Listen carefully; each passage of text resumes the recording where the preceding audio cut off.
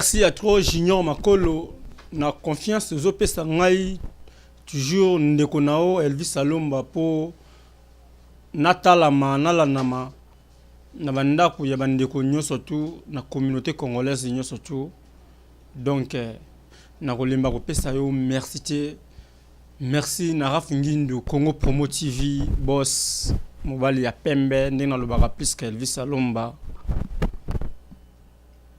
De se retrouver les sous awa na cadre ya émission oyo parce que émission oyo allez présenter vous to le belara nyonso to simbara actualité politique to simbara divers to simbara nyonso tout to le belara par rapport ya situation ya mboka par rapport ya éveil ya bandeko na biso comment tokoki kozala na mokili comment tokoki kotambola nde lelo naza na plaisir ya kokutana na bino lisusu na solo na bino nde napesi bino mbote mingi na bandeko nyonso tu boza kolanda ngai na émission oyo présentez-vous lelo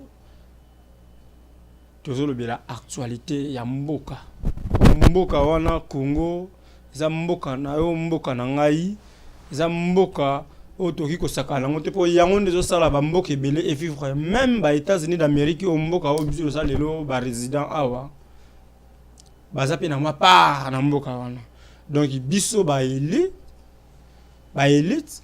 il faut to soutenir mboka wana même na musika Congo eza mabele Congo mboka na biso ndenge ezalaka toujours nde na foyela ki bino na tambola ki na bino lelo en tout cas photo beta mo eloko moko boye to solo makambo ya mboka oyo ezoleka na mboka surtout makambo oyo etali politique nde na loba mingi te na gauche na ngai na présenter bino ba invité na ngai nazali na ba invité na ngai lelo mibale pour la toute première fois to beta fara OK non ndeko na biso azali wana ko se présenter na gauche na ngai na kombo ya maître Trésor Mugogo ye tozali na awa na États-Unis apandaka awa ako s'expliquer ako sabino ki azali nani ya lingi nini et idée na ezani ni pona Congo ekende liboso et na droite na nga na zape na maître non excusez na analyste politique ye azali mwana poto ya solo combattant résistant au balingi pe kombe kene en avant au bazali contre système ya ndeko na biso poza ndeko na biso d'abord ata tozo boya yo ata to lingi yo mais oza ndeko na biso to bengi président de la République Joseph Kabila Kabange pona minute ezali yo donc lelo nazali na côté ya opposition nazana ndeko nanga na liste politique Freddy Sunzu et puis na gauche nanga nazali na maître Trésor Mugogo et na pesi maloba na Freddy Sunzu a se présenter azanani alingi nini et puis idée na ezani ni pona mboka ekende liboso. Bonjour ndeko nanga Freddy. Bonjour monsieur journaliste. Merci. Et puis na luki trop parce que vous avez nécessaire fallait que tout le monde na habité boni qui mezali. Oui ça va qui mezali. Oui togoyo kayo on se présenter bana poto bana ya Amérique bana ya Europe bana ya Afrique mokili mobimba dans le monde entier balanda yo na itano ya Congo Promo TV o toyeba Freddy azana ni olingi nini. Oui ngai Freddy Sunzu nazali congolais d'origine et na botami baboti na famille bazana Congo ngai Freddy na za awa ça fait longtemps na famille na bana donc na zubango na États-Unis mboka ya Congo ezali souvenir ya bakoko na biso ezali bisika touti mboka oyo tozo souhaiter ba espoir chaque fois ngai nazali analyste combattant tango na lobi combattant na yete pona loba combattant oyo abundaka afingaka batu biso toza ba combattant oyo tozo pesa sens ya combat oyo batu mususu bazo bebisa sens na leadership ya combat oyo toza nango pona Congo ke toko bunda pe toko longa na combat nazali combattant ya kofinga te combattant analyste pona kobongisa mboka na biso po ba combattant pe bazo décevoir pe biso moko finga ko linga basi ya baninga ko botola basi nde tozomona na actualité lelo mikolo na niveau ya Europe donc combattant comme star donc bandeko wana ezaka ba combattant mais babungaki nde beat ya combat o tozanango ezalaki likambo ya koluka soki nini te ezali likambo ko bundela mabele ko lakisa place mbebe ezali na mabe ezali ko zongisa na rai toza wana te pona ko finga mutu mama na yo wana ça c'est de n'importe quoi na combat mais biso toza ba combattant to bandaki leadership ya combat na ba pays ebele. Je félicite bandeko à Londres o ba pesa biso goût ya combat bandeko mususu baza na Europe batika na ligne ya combat. Je vous en félicite aussi. Awa na États-Unis balobaka combat ilala te tozo lakisa bino ke nous sommes là liso akofungwama na kati ya combat poto bundela mboka na biso.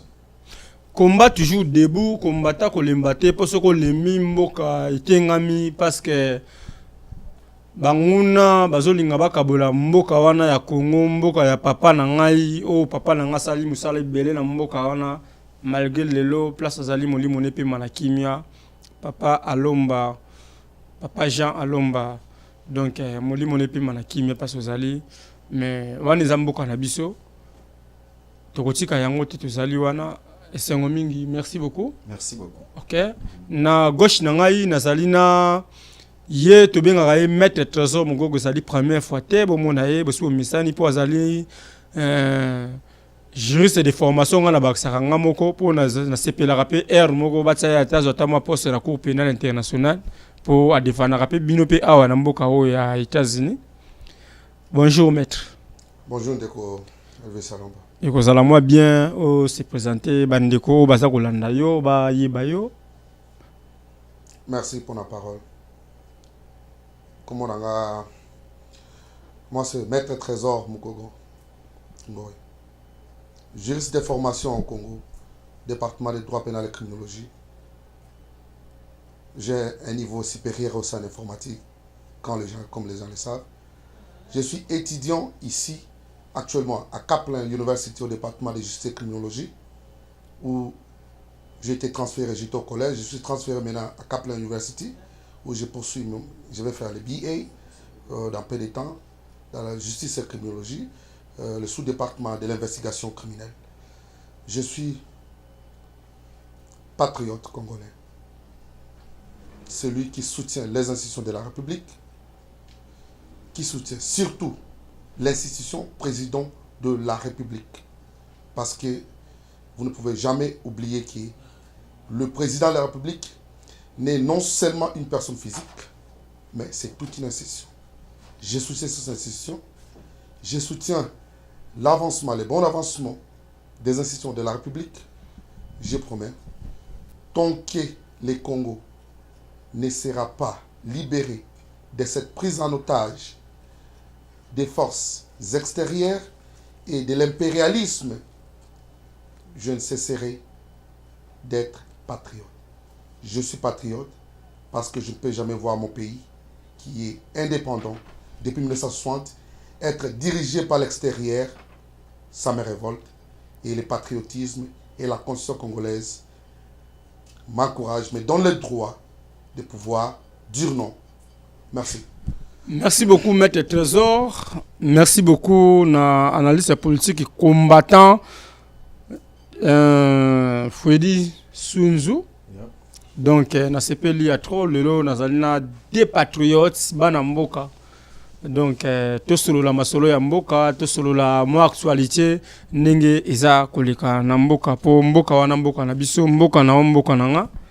Attaque ko finga na ko to vandi non, ce sont pas des professionnels, mais wana etali yo bundana nango parce que yo za professionnel osali pe loko moko te po bongisa Congo, mais biso quand même na moi qui a matériel babenga ngoni qui a matérialisé na biso tonzimi qui to lobela ta Congo atana moi 1% pour na information et le capable ndeko nyoso tout na mokili mobimba po to sali na souci ya Congo po atata comme le lobe américain, mais tout ça va congolais d'origine. Merci à toi. Donc mingi masolo ezali ke non Freddy Sunzo na habité actualité ezali ke non awa na États-Unis place makambo to ebandaka awa ndenga alobaka toujours ke ba sénateur batomboki ba sénateur 7 sénateurs mobimezala ki 5 et comme 6 donc jour au jour au matalelo comme 7 sénateurs ba décider départ ya Joseph Kabila na décembre ou soit élection na décembre ou soit départ ya Kabila pendant que toyebi que mais Kabila incapable ya ko sala ko organiser élection na décembre oyo azome makaka ba jeune na ye wana kaka ndenge ezalaka ya ko corrompre po congolais lokola za na nzala mingi asa lembi tongo ba elio présence ya moi enveloppe okoloko céder azome bango déjà na moi contre mur pour que ba lâcher atikala toujours asa la continuité na ebité yo avis na wesani ni pona 7 sénateurs wana ndenge ba décider parce que lokola décision utaka awa lokola ba décider et puis ba lobby na ebité yo ko loba nini. Bon pour nangai merci beaucoup pour la parole. Pour nangai d'abord aux États-Unis je suis aussi citoyen américain. Mais ah bon donc yo za no susumo na mboka te o boyino Congo changer de nationalité les statut au sala biso ke to vanda na mboka bato moi kimia. OK. Il faut aux à la ordre ce que monique oso umeli lié à ko futaka ba makambo ebele donc to lukaka moi kimia moko boye ya ko zala toujours en ordre. Donc cela ne veut pas dire que changer makila na ngai que makila na ngai comme américain. OK. Mon esprit et mon sang qui coule dans ma ville ils à Congo. Kolobela lisolo Congo ils ont faire partie. Il y a contribution, il y a évolution, il y a mboka wana. OK. Ils ont mboka na biso, toute ma famille oyo bazakuna, ils ont faire partie nanga moko. Donc nako ko sala semblant nangote. Et c'est pour dire, je voulais dire par là que donc na mboka otovandi eza mboka o ils ont dirigé. OK. États-Unis d'Amérique. Ba décideur du monde bazali na pourcentage ebele a. Les États-Unis, c'est toute une groupe de gens. Alors d'abord, aux États-Unis, nous avons au moins 100 sénateurs. Alors, 6 sénateurs ou 7 sénateurs, baboyi ou bien basengi, et que l'élection est salée en décembre, et ça, tokolo bato bayoke le binomawa. Et l'équipe même pas 10%. Mais constitution américaine, la constitution congolaise, ils ont fait partie na dossier mon côté. Dossier à Congo, ils ont un dossier moko babengango un dossier qui engage que les Congolais eux-mêmes. Ba Congolais ba cause de la tête que ba sénateur et américain ba lobby élection et ça les mandé ça les ma ou bien ba bointe ça les maté. C'est les Congolais eux-mêmes qui demandent que l'élection soit faite na 2017 na décembre. Ndenge toyokanaki que l'élection soit faite na décembre 2017 malheureusement mboka elingi nango bongo te bakonzi bolingi te volonté ya kobongisa mboka ezali te boza komema biso kaka na ba je kaka bino na bino kaka mbrema yango epesa nga mutu pasi eza problème te to espérons toujours mais na yoka pe mettre trésor ce qui avis na ezane ni pona décision ya ba sénateur wana mettre. Merci, Ndeko journaliste. Je suis congolais, fier de l'être. Je n'envierai jamais d'avoir une autre nationalité. Quelle que soit la nationalité américaine, pour moi, ça ne me dit absolument rien. Ça, c'est juste un passage. Nakatiote wana ezali non. Na loba muke. Excuse-moi, laisse-moi. Non, ngani nazana ma parole nazo loba. Na yebi ke olingi. Dans un fil d'idée, laisse-moi continuer. OK. Donc parce que je suis patriote et que ce qui est cher pour moi, c'est la nation, la patrie congolaise. Donc pour moi, je suis fier d'être congolais. Okay. De un, la décision de ces sénateurs américains, c'est une décision bidon, nulle et sans effet. Nulle et sans effet, parce que ils n'ont pas droit, d'abord, de statuer sur les problèmes du Congo. Les Congo, messieurs les journalistes, je vais vous rappeler quelque chose. C'est un pays indépendant depuis 1960. Ils n'ont pas droit, tu sais, mais ils sont en États-Unis, Excusez. Okay. Le Congo est indépendant depuis 1960. C'est un État souverain qui peut régler ses problèmes personnels, même s'il y a des différends entre Congolais. Aucun, je dis bien, aucun des citoyens américains ne peuvent à cause jamais combattre la statut Magamboya Congo ou soit apaiser sur la décision politique Mokona Congo. Ça, je vous signale en passant. Je donne un exemple d'illustration.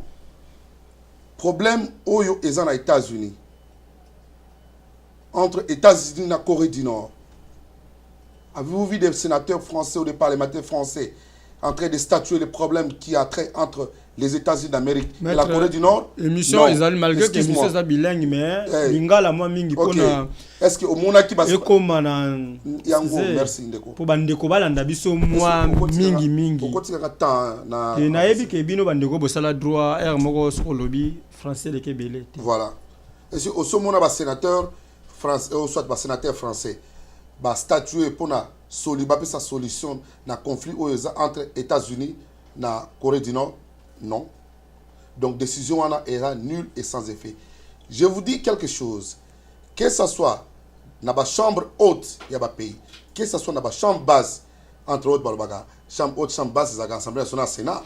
Excusez, c'est ça. C'est ça. Et ça, rapport, il y a majorité, dans rapport, il y a minorité.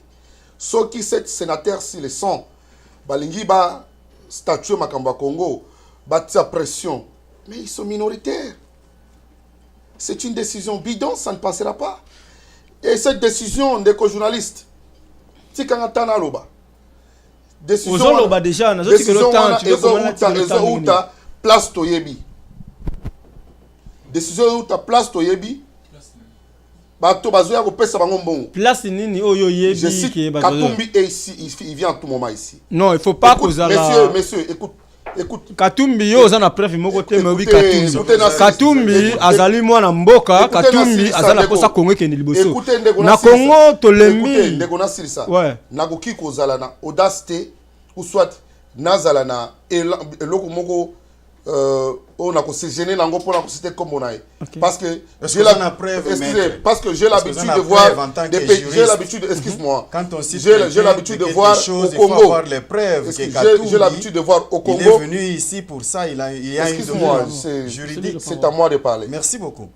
J'ai l'habitude de voir des petits messieurs au Congo comme les Daniel Safou cité Komboya, président de la République. Excuse-moi. Ça c'est de 1. De 2 sénateur Ouana. Non, Maître Trésor n'a pas été non, il n'y a pas un petit monsieur na Congo, tout le monde azali petit monsieur, tout le monde azali grand monsieur. Donc il tozali pour nako non. Na yo oloba, mais le problème est allé ndeko Trésor. Na linginde ke non, na linginde qui est aloba. Mais ngai otiki ngana loba te. Non, problème là, c'est que non, petit monsieur Daniel Safou, non. C'est un citoyen congolais comme yo. À tout moment, le président de la République, qui est une institution, et moi je dis haut et fort que c'est Katumbi qui est à la base de ces histoires. Mais il est venu dernièrement, écoute, il est venu dernièrement ici. Il a croisé les millionnaires là. C'est ça, c'est les produits de ça. Je vous dis quelque chose. C'est lui qui a dirigeanté pseudo-opération, il y a 16 sénateurs. Cory Bouquet, Aza sénateur à New Jersey, a trouvé solution à la criminalité dans la vente de drogue dans New Jersey. Ok? Vous comprenez? Donc, la chambre de décision, yo olingi, va s'attaquer na Congo, va s'attaquer na Kabila. Sénateur Moussous, Ben, Aza sénateur à Maryland. Deuxième bateau, na cité, na ba combo na bango na place ba sénateur a trouvé solution à la criminalité aux autres régner dans Maryland. Au lieu qu'il y ait à trouver solution à Congo. Non. Sénateur à Illinois a trouvé solution à la fraude. Il y a green card, il y a 11 millions, il y a ce qui aux autres ça va exemple c'est que vous êtes d'accord que vous êtes contre que non bango ba lobela pendant que Congo vous comprenez opposé sénateur à Illinois ça nini sénateur à Illinois ça parmi les 7 sénateurs. Et ça, sénateur et Bosso, oh, il y a la tête à fil. Cory Booker, il sénateur à New Jersey. A trouvé une solution à New Jersey. Nous avons placé ça bastion avant la drogue. On les a des milliers de kilomètres. De 2, sénateur à Maryland. Ça tire chaque jour, il y a des gens qui meurent à Maryland. A trouvé solution à Maryland avant qu'il ne trouve solution à Congo. 3 sénateurs à Illinois. A trouvé solution à Illinois aussi sur l'octroi de green card illicite non reconnu. On va payer ça à 11 millions. Excusez-moi, ça. Excusez. J'ai la parole place ou non? La félicité. Si les 11 millions, il va se payer, je vais payer ça et puis green card, on a Ezaki a recette au étiquette prédécesseur. Écoutez, sénateur à Delaware a trouvé solution à Delaware parce qu'il a un problème d'emploi. On a trouvé solution de milliers de kilomètres au Congo. Écoutez, sénateur à Ohio, ils ont un problème d'emploi.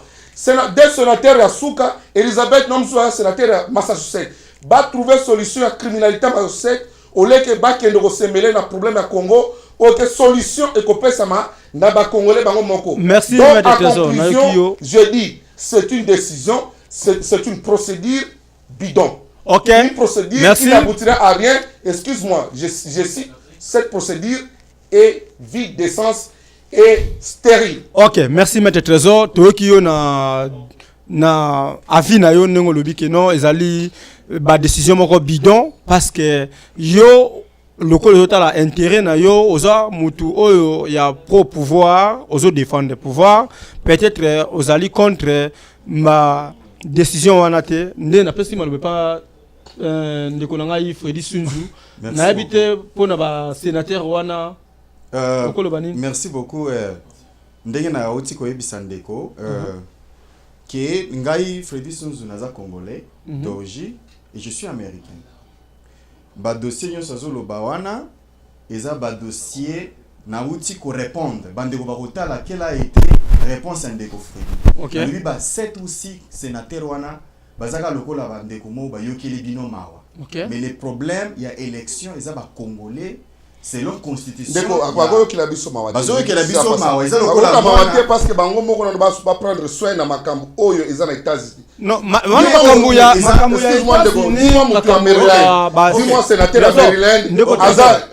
Makambo ya États-Unis, makambo ya États-Unis qui prend la décision du monde. Makambo ya États-Unis, États-Unis américain. Et ça va sénateur moko bakota ka makambo oyo tamba yela ka bango ba dossier du monde, vrai ou faux. Il parle de tout et de rien. Ndenge balobaka soki babengi yo na ndako mutu bazo boma mutu kuna elakisite ke na ndako na ba problème ezate. Voilà. Ezaka mutu ayokeli yo mawa na dossier boza nango. Moïse Katumbi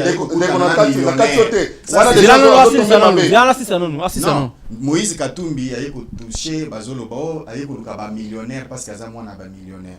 Okay. Est-ce que million ya Moïse Katumbi na ba mbongo Joseph Kabila aza nango est-ce que za mbongo moko? Est-ce que Kabila tango yaka awa totally discours Kabila salaki combien il y avait combien de gens na plateau bomonaki wana to yebaki salle zalaki vide pourquoi ba PC maloba parce que ça mwana ndako. OK, c'est l'enfant de la maison nana yebi angote. Moïse Katumbi n'a rien à voir la première question va poser dès qu'on a quoi ce qui aurait posé question et ma réponse et sa réponse et tout ce que question ezali que non pourquoi à avis par rapport à la décision il y a 7 sénateurs. Merci. Donc Moïse Katumbi ceux qui azako bunda azali na yeka ka mwana mboka azala bazali na posta que non ba bungisa ba ça la changement na mboka wana. OK, okoloba. Nakoloba quelque chose. OK. Le président de la République. Et vous appelez prêtre. Je nie pas. Okay. Parce qu'il a les bâtons de commandement. Je dis, j'assume, qui est une institution que je défends. Ouais. Parce qu'il faut qu'il y ait une institution. Mais oui, une personne. Laissez-moi le temps. Ah oui, je n'ai pas nié ça, je comprends. Laissez-moi le temps. C'est l'institution. Je confirme. Oh ouais. Et je dis. Okay. Je vous dis ce que je vous dis maintenant. Celui qui est à la base. Balobing Ayekosal en États-Unis, il a vu les milliardaires ici aux États-Unis, c'est Katumbi. Ozobe Bissambo Pamba. Tu es un fugitif, rentre au Congo, règle les problèmes avec la justice. S'il y a la solution, faut trouver la Congo. Pendant que Faut trouver la solution au Congo. Si Katumbi avait un problème, écoute, Bozokota, la Akokaki piste Kobima na Moussousou mboka, Oyo, c'est le eza constitution na du fil Congo. d'idée que Ça la c'est question. n'importe quoi, ça c'est leur mascarade. Parlons Eza de na fil d'idée que nécessité. la question. Non, parce que tozolinga nde tokota kombo ya mutu Moïse Katumbi. Ndeko na ngai, Oui. nazobisa yo, Oh ouais. eloko nazobisa yo, Moi je eza sais yango qu'un wana. analyste. C'est vérifiable et vérifié. Toboyi te wana ezali befort ya Moïse Katumbi mais oki koloba ndeko trésor mais tolobi boye na plateau na yo. na invité te pona nini Mais parce que tozokabola valide ozotikela ye aloba, ozotikela te. Tikela il n'a pas si temps Inde, natiki yo tika wana zali Mais ça une minute na silisa. OK malobese pas non Nde yango nazongisi susu. Nalobi boye. Décision wana ou sa procédure wana.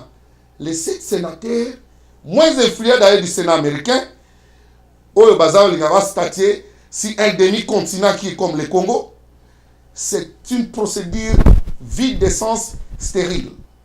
Tu vas rectifier les mots Et parce puis- qu'aucun sénateur était aussi d'autres sénateurs Et aux puis, États-unis. je dis ceci. C'est Et puis, je dis ceci. pourquoi et le que nous respect. bazali c'est la vide Excusez-moi. moins influent Excusez-moi. Moi, qui est influent, qui n'est pas influent. Mon frère, Ça, c'est les États-Unis, il n'y a que de 50 États.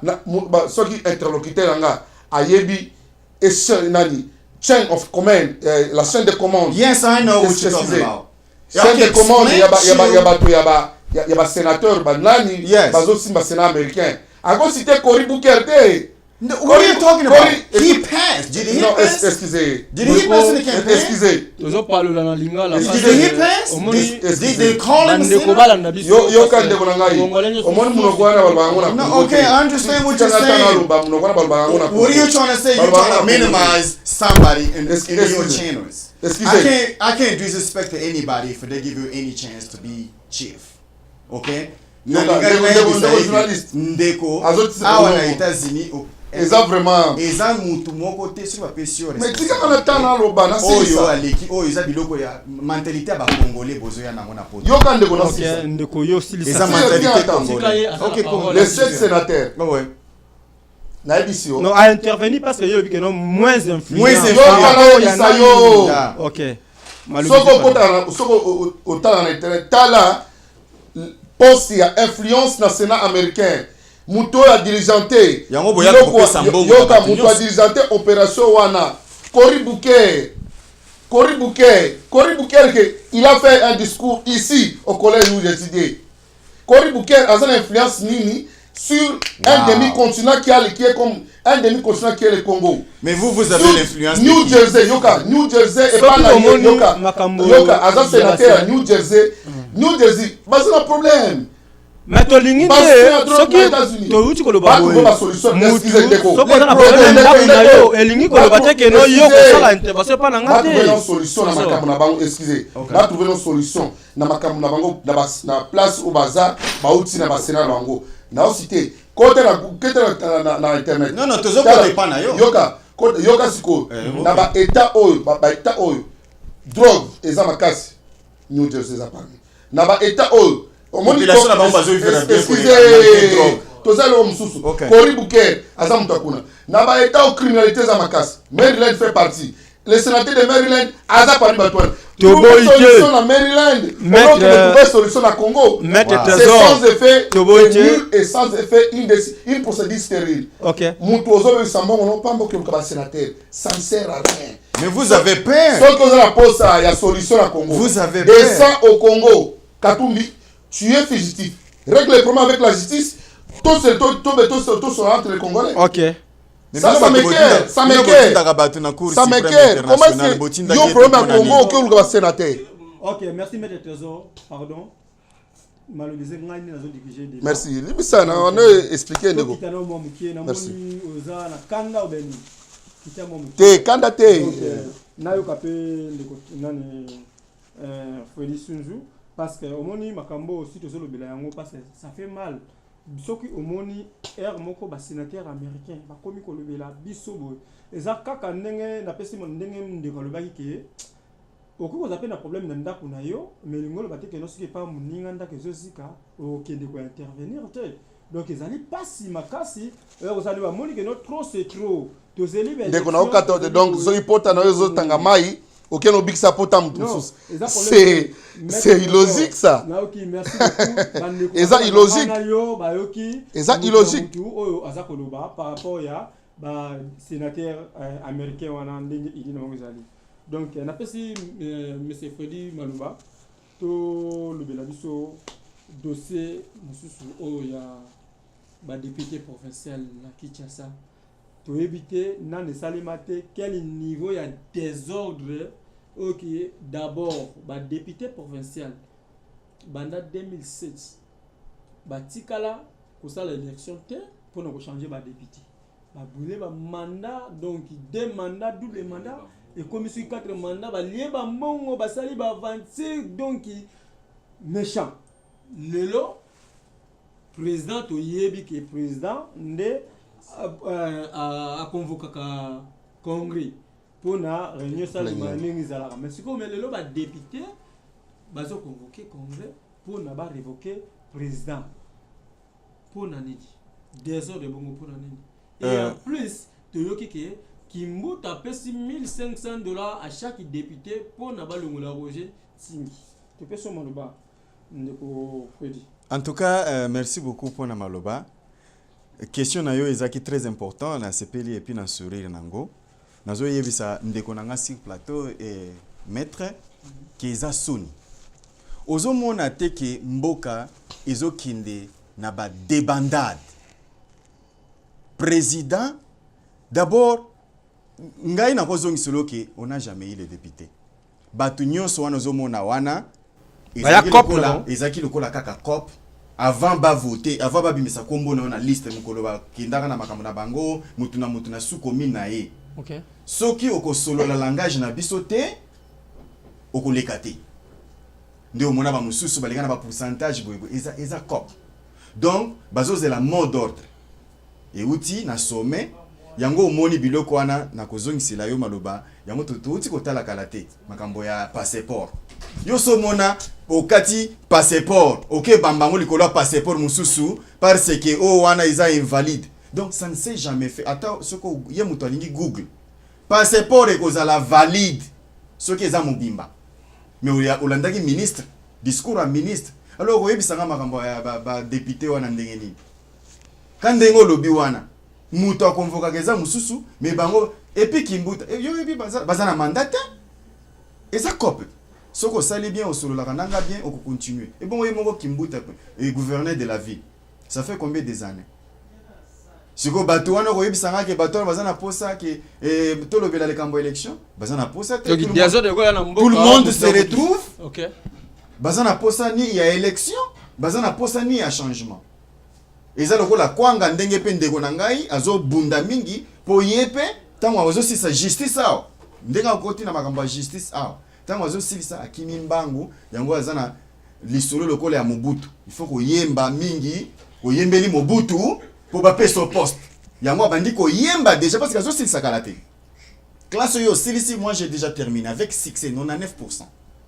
Mais ndenge yo zo kendele bongo te ndeko na ngai na justice ce qu'on le veut ça en Amérique na idée na yo nazo kota prison mais nazo sepela ki okokende osala na Congo oyeb c'est déjà Kabila ki ozo sala déjà campagne à makasi mais campagne na yo eza vraiment na impact te parce que ozo zongela makambo Mobutu ya koyembela CCC ko kukumwendo zambanga les garants de la nation bla bla bla bla bla élection nini mandat nini si la kate ata mandat Jésus si là Jésus le père, tout est accompli. Alors Jésus le dit il y a autre chose qui est resté. Poison qui s'amoli mon pas papa. Toloba te. Kabila kolongwa kampo na yo juriste. Pona yo juriste.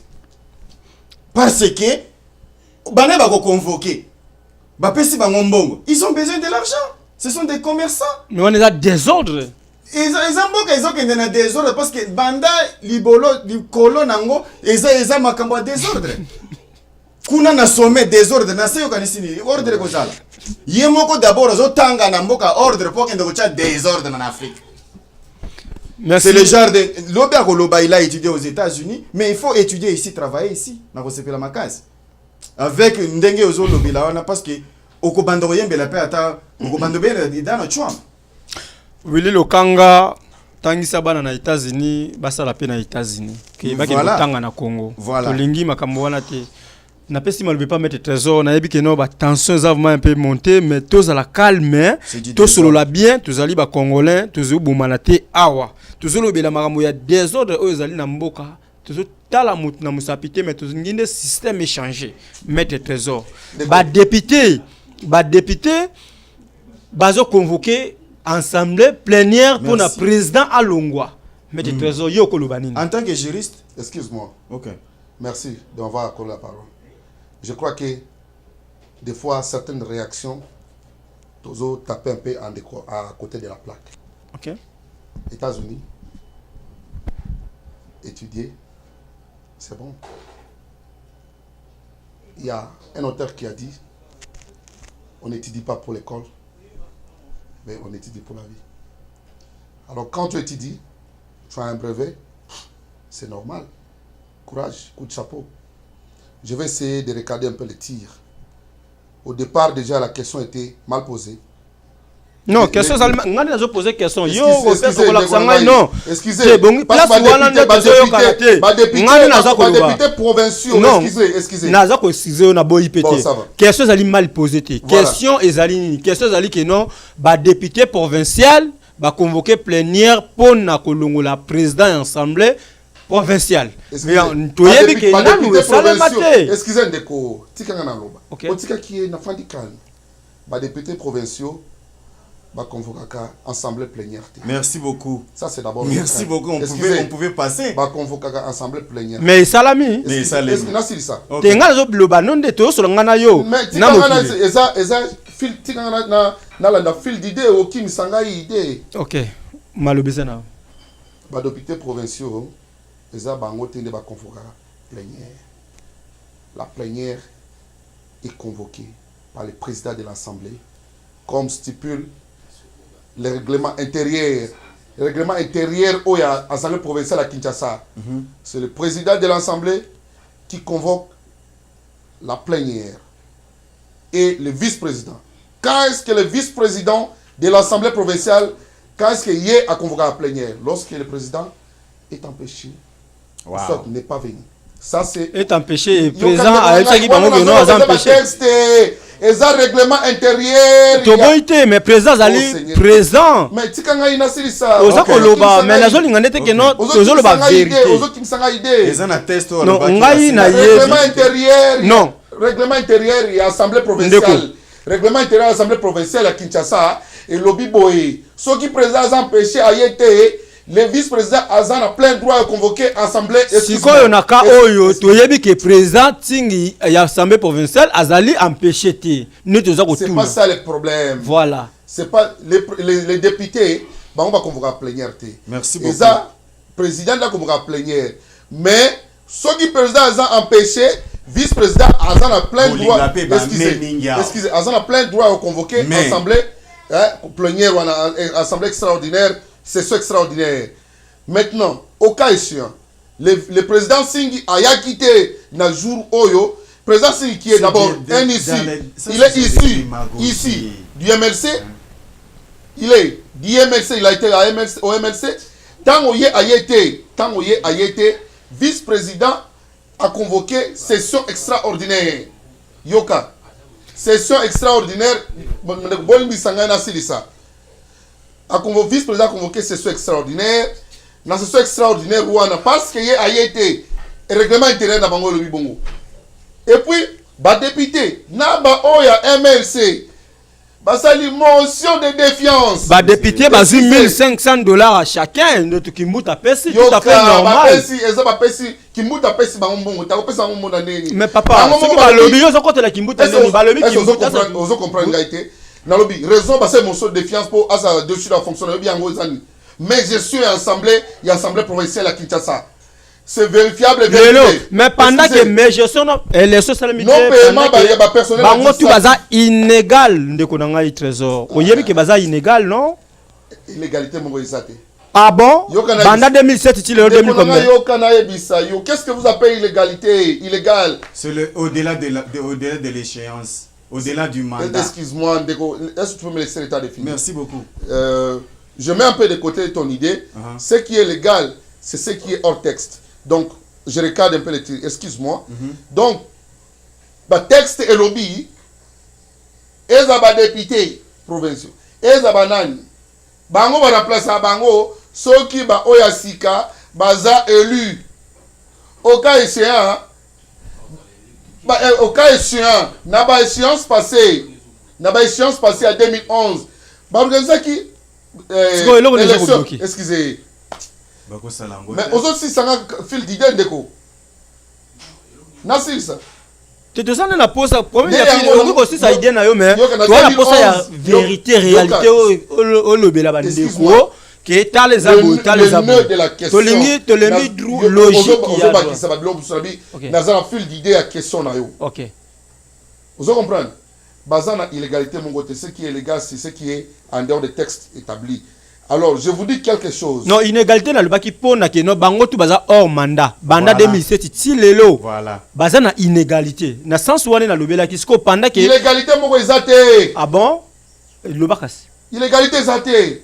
Wane za langage. Expliquez mokili. Wane za langage balabala. OK. Eza la institution président de la République. Eza la assemblée provinciale. Eza la Sénat. Illégalité moko ezate.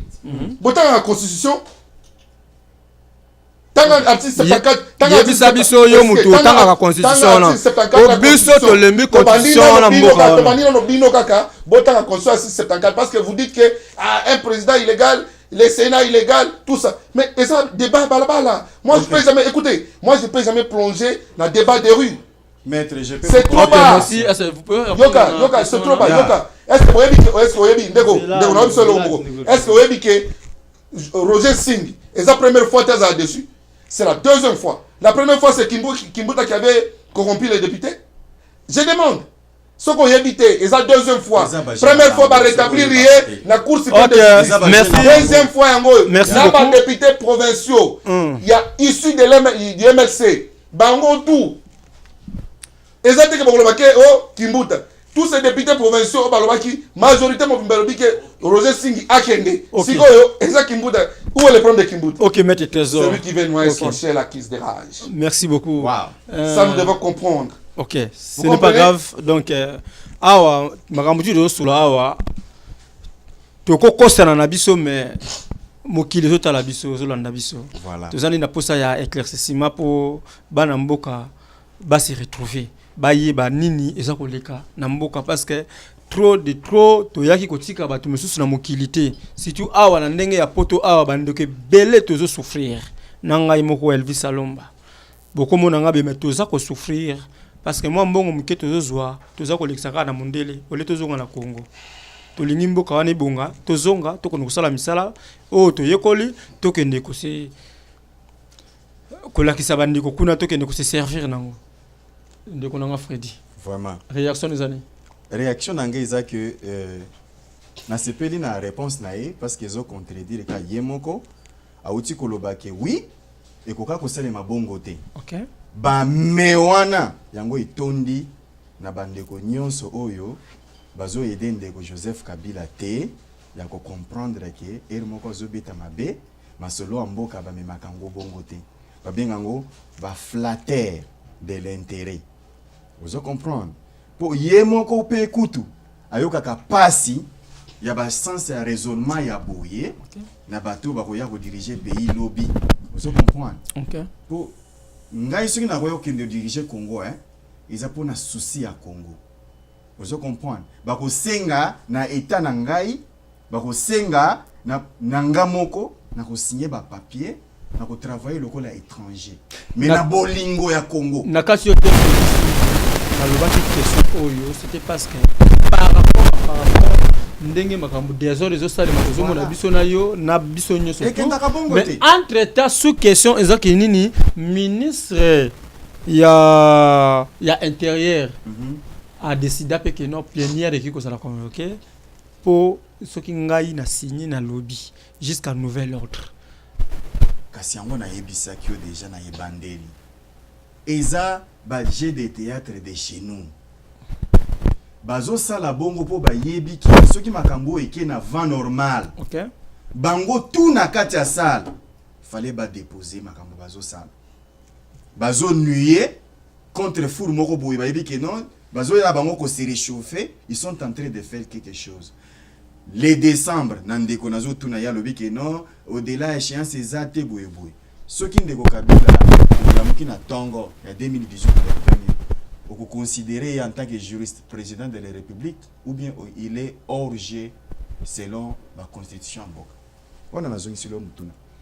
Non, mutuna yo kozongi silete zalingani nazo tuna mutuna wana donc mais to pesa mal pas mettre trésor à Silisa. Et puis il a profité kozongi ça. Réponse na question. OK. Merci. Vous savez na fonctionnement de l'institution. OK. Mutuna mutu azagana il y a un principe de attribution des tâches. Le ministre de l'Intérieur, M. Sadar, que je salue en passant, n'est pas un malade de pouvoir dire que, entre guillemets, Bino Bolobi, qui est ensemble, va convoquer des fouillés à Pessako. Merci. Ndenge zali. Excuse-moi. Yeah. Excuse. Merci beaucoup. Frère, est-ce que vous continuez à entendre? Na koti ke l'autre méthode zonga mingi ka na ligne à question na ye parce que ngana zozongi saka na ligne à question. Vous comprenez? Na sukeli ka wana. Parce que ezalaki oh bino bolobaka mbutu. On nous rejoindre ngai. Excusez nanu. Na sepeli makasi. Excusez ndeko na ngai. Yoka est-ce que mbutu na mboka. Na sepeli makasi ndengo rejoindre. Otika nga tenter. Monsieur Nsingi oza produit il y a opposition. C'est celui qui dirige l'Assemblée provinciale de Kinshasa. Nsingi Azamutuya MLC depuis longtemps. OK? Aye ate cacophonie quiproquo ponduna madesu bosangisi nyonso. Azo futa batute, azo futa ba personnel administratif te, azo sala boé détournement à fond biloko tel. Mais l'autorité de l'État, où est l'État? C'est alors que le ministre de l'Intérieur a pris cette décision. Et c'est une décision catholique. Gouverneur de la ville de l'argent. C'est ça son tâche. Et cette décision catholique, ok, ministre de l'Intérieur Azwaki. Mutu apesi mbongo te. Eza yoka. Quand est-ce que ba inisaka motion il y a défiance ou il y a défiance contre un gouverneur ou soit contre un président d'une assemblée. Ce qui déroulement, fonctionnement, attribution de tâches na ye ezokende mbilinga. Toyebi Nsingi aza muta opposition. Et puis makambo se salami na ba député à opposition ba signer inisaki motion wana contre ye. Papa, où est le problème bozolo ba Kimbuta? Première fois tango bazalaki dessus. Kimbuta ndi apesa kimbongo. Po azonga nanya salaki. Bo ba institution de la République Cour suprême de justice au Bolbaka. Oh non, et ça, il y a ceux qui a un peu tout ça. Il est de l'opposition. Il a été réhabilité par la Cour suprême de justice. Première fois. Et condamné? Non, mais on ne condamne pas là-bas. Merci beaucoup. Excusez. On les a pistes, monsieur Ngokota. Yeah. Ba réhabilité. Tant ba réhabilité, azongi sous. Justice. Ce qu'on y habite actuellement, hein. Monsieur a défiance sur ça et contre lui et qu'il est déçu de ses fonctions. Il a promis encore de recourir à la justice, qui est un organe indépendant, qui ne dépend ni de la présidence ni de quoi. Ça, c'est de un. Merci, M. Trésor. Est-ce que vous avez excuse-moi, je vais répondre à une question. Je vais juste faire une parenthèse. Hein? Une parenthèse. Mais sur Eloko Mouwa Lobaki, excuse-moi. Okay, je veux faire une parenthèse, mais cette parenthèse, hein, Yoka, na la parenthèse wana, oya Eloko Lobaki, hein, Ndeko, est-ce qu'on a n'engaye? Na la parenthèse précédée de 6 mois, c'est-à-dire que si nous sommes en carte de changer parce que Eloko Lobi est à côté. Peut-être Yoka, Alobi Soki le 1er janvier 2018. Non, ça c'était une parenthèse. J'allais le répondre parce qu'il est en dehors de la plaque. Mais c'est un exemple. C'est pas un exemple. C'est déjà exemple. C'est-à-dire, vous savez, le syllogisme, ça c'est une notion basse. Ce qui déjà énoncé, Eza mabe. Conclusion, mon frère, c'est la biabès. Merci, Maître Trésor. Tolobi boy. Wow. Na nyoso tout wana. Siko pona yo Congo wana. Ils en a ordre ou bien ils en a désordre. Merci beaucoup. Makambo te sur le cas. Merci beaucoup. Il faut spécifier Makam nini. Non, yoko aider était à tout nos Na questions. nyoso oyo zo le cas. Merci. Parce qu'il y a beaucoup de problèmes. Au Congo, il y a beaucoup de problèmes. Ba fonctionnaire ya Bralima, ba marchand qui va foutre ba voter.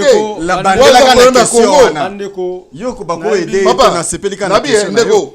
Soko d'une manière générale, ba fonctionnaire à Bralima, ba marchand qui ils apprennent privé. Ils apprennent les autres Congo. Il faut spécifier dans le secteur. Nous avons géré ces formations Oui. aussi à l'université de Kinshasa. Voilà. On appelle ça la criminologie. Voilà. Nandenge ya États-Unis de tous aliens. Makambote sur le kawana. Ezali na ordre beza désordre. Na États-Unis na Congo. Na Congo. Na Congo parce que Congo est égal à États-Unis. États-Unis ma toza bana mboka non? Tozika ba gérer c'est bien Yeah. ndenge bosi ba classe ba bokei kuna sikoyo. Ya. Siko po na yotango kokoma iza. Ils ont dans sens na secteur. Il y en a pas ciblé. Na nyonso OK, oyo dans l'ensemble actuellement désordre ezali. ndeko tikanga na. OK, pesa tika na zo na konote ku réponse na ye. Actuellement, le Congo toujours traversé période moko ya turbulence. Tozali na désordre mais tozala ordre. Est-ce que vous comprenez l'eau na zolo ba? Est-ce que vous comprenez l'eau na zolo ba turbulence? C'est comme ça des juristes batika la répondre à la question T.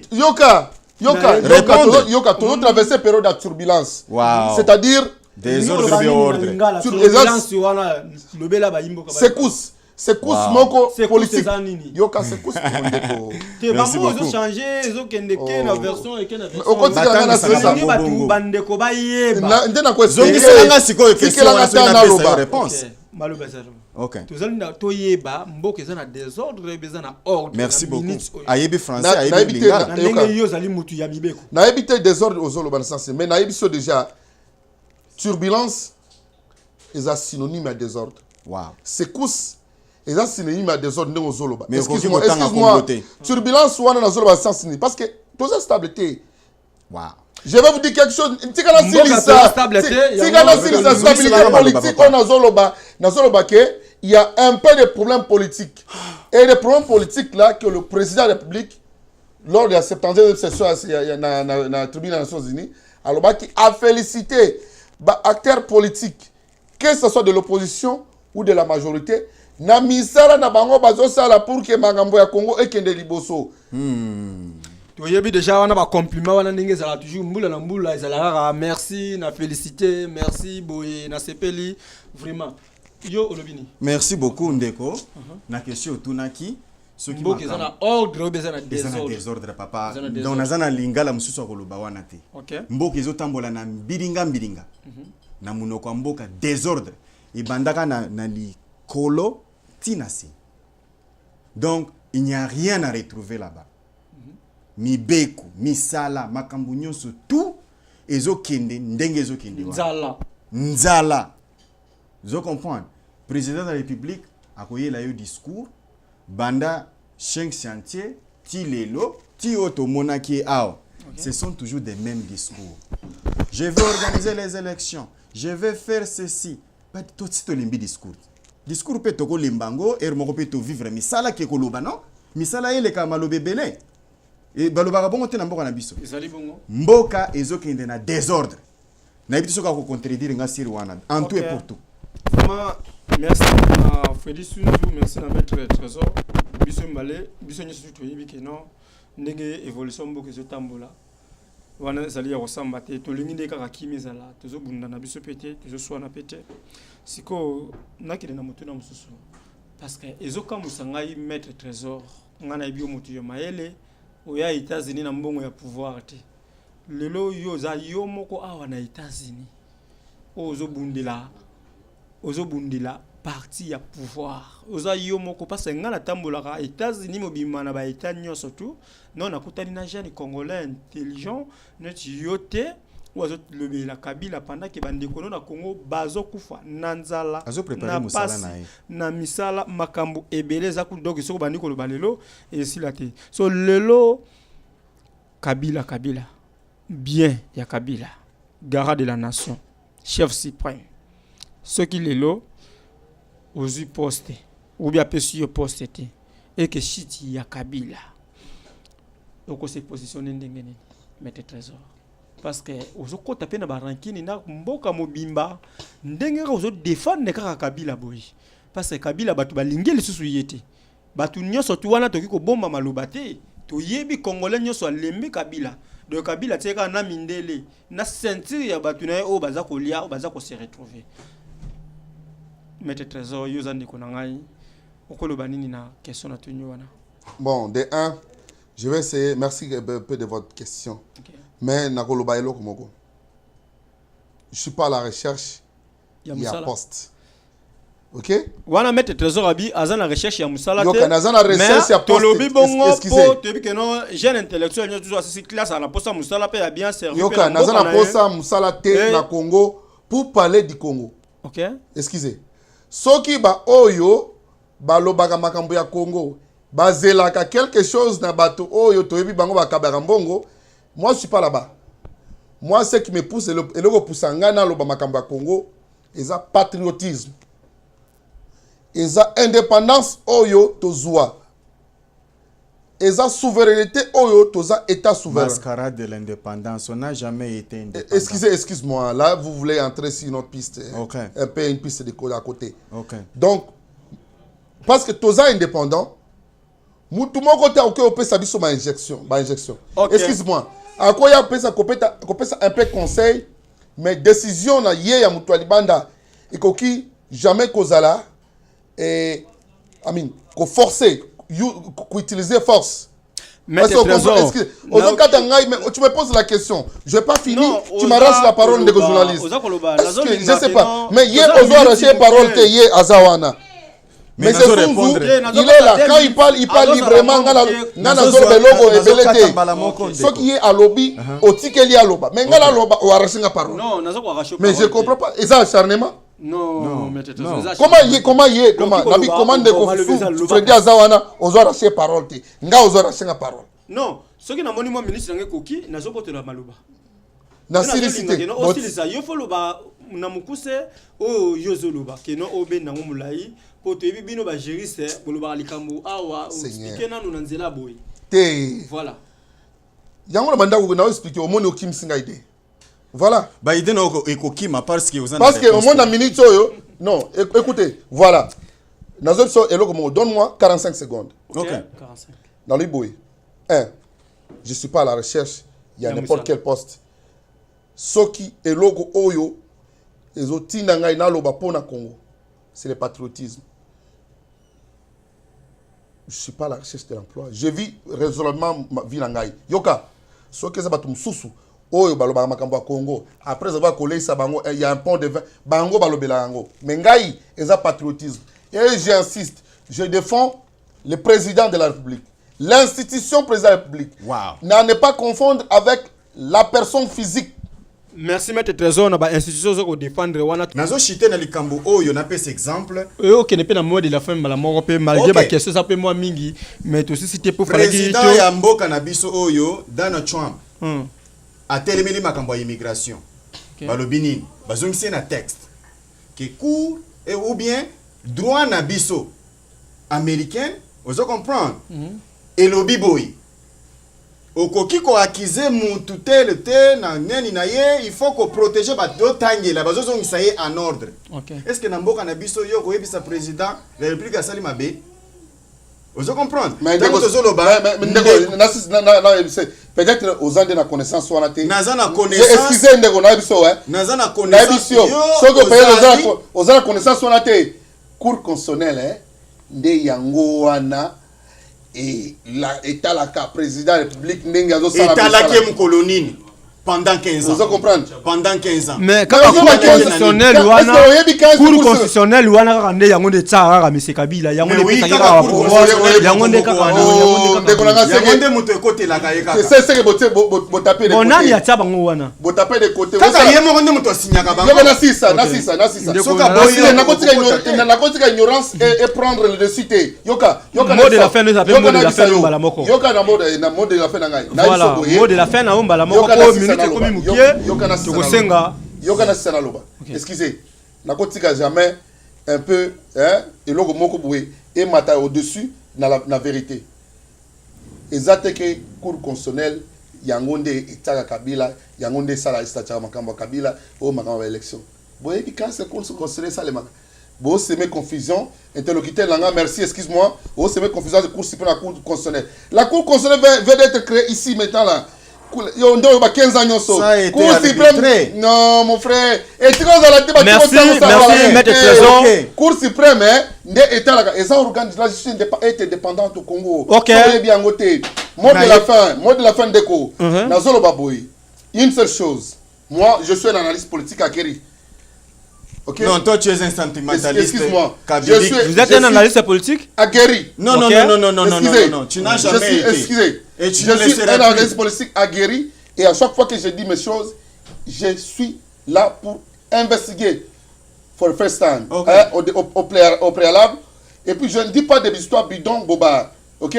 Quand je dis. Comme je l'ai dit, non? Excuse-moi. Donc les histoires que je t'ai dit à la place, c'est bidon et bizarre. Excuse-moi. J'insiste. Je pèse mes mots. Excuse.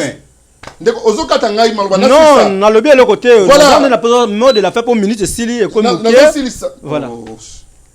Dans le lobby, je dis ceci. En conclusion, les 16 sénateurs, au bazar sala procédure dans Bango, au bâtiment pression à Congo. 1. Ils ont stérile procédure wana. 2. C'est nul et sans effet. Naza posa Bango va traiter makambo na bastet ta Bango au bazalaka. Vous comprendre? Ça c'est d'abord de 1. De 2. Moi je dis ceci. Mutu oyo nyoso azo cité toute une institution. Afinga toute une institution. Je n'ai jamais. Comme les petits messieurs comme Daniel Safou. Non, c'est le problème là, Daniel Safou. Écoutez, les petits messieurs comme Daniel Safou. Non, monsieur, Daniel Safou c'est un petit monsieur. Il a été arrêté pour se prendre en prison. Il quitte la prison. Il devient opposant, il insiste le président. Tu ne sais même pas aider ton pays. C'est Katumbi qui a instrumentalisé ces sénateurs. Tu ne sais même pas aider ton pays. Je vous dis ça. Ok, merci beaucoup. Ok. Alors, qu'on arrête de dire des bêtises qui n'ont pas de fondement. Écoute, les sénateurs n'ont rien à faire dans ma Congo. Merci beaucoup, Maître Trésor. Tokyo, nous avons sur les amours de la fin. Mais nous avons rectifié mon que non, ma propos tenu par Maître Trésor, Italie, quand Maître Trésor, parce que Batutu bazali na valeur, Batutu bazo mérité pour le Bilambo Kawana. Ndeko na katsote, na katsote, excusez. Na katsote, na lobi boy, na katsote. Na katsote, na ebiso boy, na ebiso boy. J'étais déjà promis hein, pour na makambo ya Congo. Même jusqu'à na sacrifice suprême. S'il s'agit d'être tué pour le Congo, pour retrouver sa souveraineté, pour que les impérialistes va dominer Bisso. Merci beaucoup, Maître Trésor. Wow. Ça, je suis clair. Ok. Mot de la fin, Nangai, na lobi boy. Quand on se dit des vérités, on enlève sa lunette. Mon frère, course aux sala, ils allaient course à pouvoir à long terme. Ok? Ba classe aux tanga, aux visé, Kabila paie son poste. Ngai na kutanga, na tangi awa na silisi awa, na kusala awa, na kukufa awa. Mais naza toujours na souci ya mboka wana. Congo eza na kati ya carte. Kabila kolongwa te, bazo sala ba maguya atika la kaka. Ba discours wasala ki wana, po aza mwana ndako. Soka zalaki konite akokaka ko sala yango te. Yo continuer na kukumisa Kabila tina suka nzamba pambola yo. Mais biso to kotelemela mboka wana tina suka ata to changer ba nationalité. Merci beaucoup.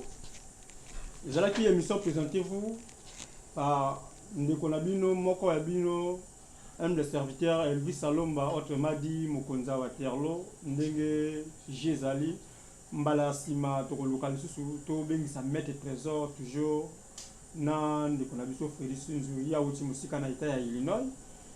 To continuer le susupo ma solo et c'est belé faut bandeko bazala ouvert ba yeba ni nezoleka parce que les obologies za trop to lingi Congo to lingi Kimia ils à la côté la majorité ba bongisa bango pe batu bazana pouvoir côté pe ya opposition bon me kapé ko taper moi pression ndenge ça va toujours donc tout ce qui wana lelo pour na émission oyo bokolanda biso na Congo Promo na site ya munene ya Gaia oza site ya muninga na binote bokolanda biso na Congo Best TV wana ezali place masolo ezali sous occupé tozali na Facebook.